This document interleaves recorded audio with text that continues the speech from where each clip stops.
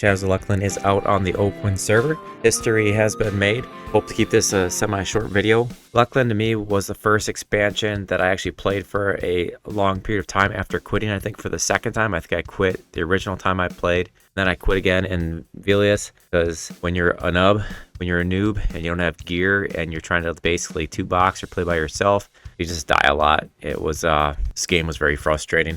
But when Luclin came out on the live servers, it's probably one of the most memorable things I have about the game. I think I made it from the Luclin era on the live we're talking now. So whatever, a year between expansions. I made it from Luclin to almost Depths of Dark Hollow in one solid run. I think there's other games that came out in between. Like maybe I played like some of the Diablos and played a little bit through World of Warcraft. But once World of Warcraft was really out, I pretty much switched full time from EverQuest to World of Warcraft because I ended up starting a World of Warcraft related business, writing strategy guides, and pretty much it became my job from that point on till from about 2004 for the beta. I played into 2005 up till like 2012 or 13. It was pretty much my full-time job that I lived off of. Shadows of Luclin is kind of like where it began for me. But before we get into that, let's go over some of the stats, which is probably why you're here, not to hear me talk. First off, server population. For the server population, I recorded an all-time high of 3,597 active characters online at once.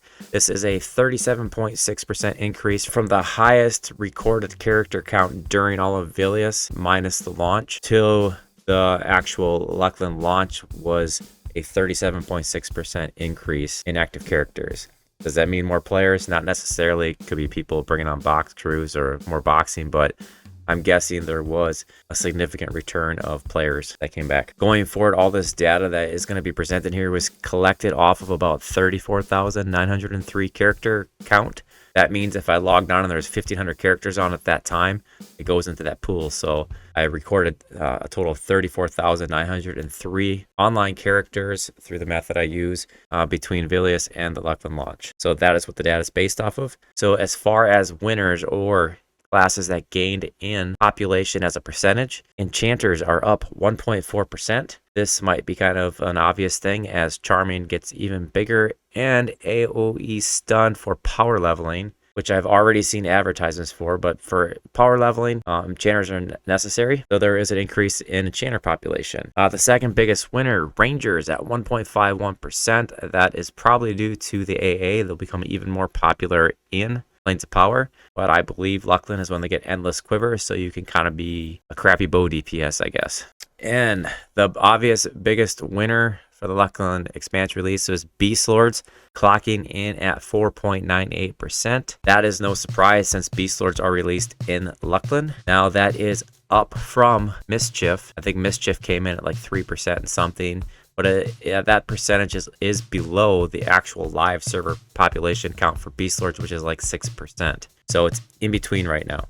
Most likely going to go down as we progress toward the expansion that Mischief is on until it gets to live servers. And on to the losers. What percentage of characters disappeared to get those gains? Warriors, 0.91%, gone. Second biggest loser is Shamans at 1.1%. That one may not be a surprise as Beastlords kind of have some of the same type of abilities as Shamans. The third biggest loser is Necros at 1.81%. Necros are probably more of like a solo class, and Beastlords are also a type of solo class. So a lot of people that play Necros, or at least 1.81% of people that play Necros up till Shadows of Luclin, are actually Beastlord fanatics, I'm guessing. And the fourth biggest loser at 1.93% down, Druids, being that the Nexus and some of the Spires are out now. It requires less Druid traveling. I guess Druid traveling kind of got nerfed in a way, but we lost 1.93% of Druids, and that could be because the Druids are leveling or playing a Beastlord on the same account, and maybe they'll be back later. And the biggest loser, also a heavy solo class, is Mages. 2.94% of Mages defected, probably to go toward the Beastlord / Ranger, which had the biggest increases. Beastlords have some of the similarities for Mages with the pets, with strong pets, so that one also makes sense. And some of the key zones, now these aren't key zones probably for you, but they're key zones for me. So Pollutal Caverns for 1 through 15. Grimling Forest is usually my 25 to 43 zone. 30 to 43 probably works better in this era of expansion. Grieg's End, 43 to 60, and that will be one of the primary zones all the way into a few more expansions from now. Those 3 zones that were added become a primary power leveling route for my 1 through 60. The only thing missing is from Pollutal Caverns to Grimly Forest, which is usually Solisec A. Even though I changed some of those zones as more expansions come out, those are the core from the Luclin expansion for power leveling. Other key zones are the Deep. Most of you will never ever get to play in the Deep because it is the zone that is dominated by power leveling, sometimes more than one power leveling group. So say hello and goodbye to the Deep unless you're getting some power leveling done and getting some AA and levels. Umbral Plains or Umbral Plains. When I was on the live servers, this is like where I made all my cash, and since this is a non-tradable loot server, there may be cash to be made there. The thing that I farmed the most of was those bracelets, bracelet of quickness, bracelet of intellect, or whatever the heck they were, but they had the best or some of the best twink stats, as they'll call it. They were tradable item for wrists, and they had pretty decent stats for strength, intelligence, like whatever, wisdom. And so we would go and farm the Antru boss that would spawn. We'd farm both Raider, Fire Shower, and whatever the other, I think the Ice Guy Cave boss, the big Zelnak, Gargantuan Zelnak thing. We'd even at the points get to do Doomshade and Rumble Crush when they were up and available. Basically, like, I had all these spawn timers down for these different things. I pretty much owned this zone on Praxis on the live server, and it wasn't that we were the best geared. It was that this is how we like made all of our money. The only reason I was able to do, because I wasn't ever in like the raiding guilds, because nobody's got time for Vextal, let's be honest. Back then maybe they did, but I was more into like the money making, power leveling aspect of things, even back on the live servers. The only reason I could even do Rumble Crush or Doomshade is because my brother had left the game for to go on deployment, I think overseas, and left me his raid geared Vextal, raid geared Shadow Knight.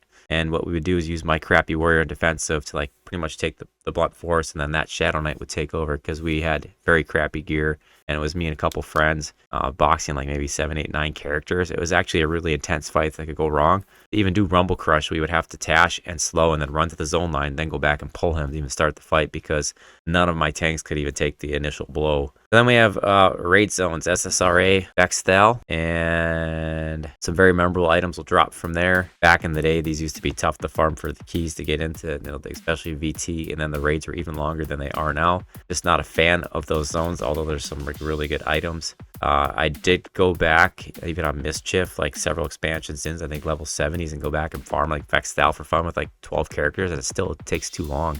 And probably the biggest key zone here we have now is the Bazaar. No more standing in East Commons Tunnel, and you can leave your characters online and sell your loot. Obviously, there's other key zones. There's a lot of different things like Akiva Ruins and stuff like that. But these are significant zones to me as from a power leveling standpoint, storytelling standpoint, and then I got some of the raid, and then obviously the Bazaar up on here. In a nutshell, those are the winners and losers from the Oakwynd Luclin launch. I will continue to track data on the server and get some of those middle periods, and so that I can do this every expansion launch, so we can track which classes are changing hands, server populations. But as of right now, Oakwynd has the highest population I've ever tracked since I started doing data of all servers. It is alive and well, and it will be interesting to see what happens in Plains of Power, and then as Gates of Discord hits, if the server does indeed die. If there's anything that you would like to add, whether it's about a zone, a class, or anything else, feel free to leave it in the comments below. Would love to hear from you, and thanks for watching.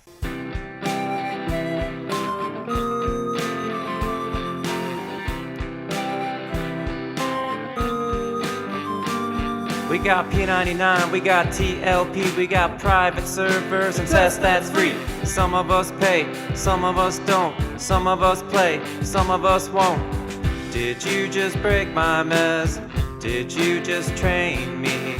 Did you just miss a healing? Are you gonna rest me? And please I need a sow, and please I need a rest. Please I need that sword, I'll take what you got.